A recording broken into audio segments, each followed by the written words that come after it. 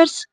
இருந்தாலும் உனக்கு இவ்வளவு இவ்வளவு இவ்வளவு ஆசை கூடாதுன்னு வடிவேலு சொல்ற இந்த டைலாக்ல வர இருந்தாலும் அப்படின்றத டெய்லி லைஃப் கம்யூனிகேஷன்ல நம்ம அடிக்கடி யூஸ் பண்றோம் இல்லையா? அத இங்கிலீஷ்ல nevertheless or nonethelessன்னு சொல்லணும். Practice with me. Nevertheless, nonetheless.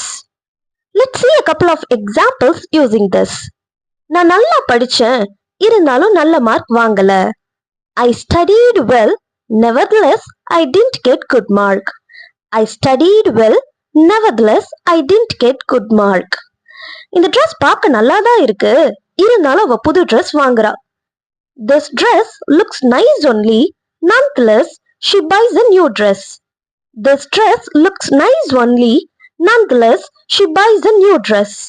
I hope you got it. Okay learners, எனக்கு இங்கிலீஷ் நல்லா தெரியும், இருந்தாலும் ஃப்ளூயண்டா பேச முடியல. How to say this in English?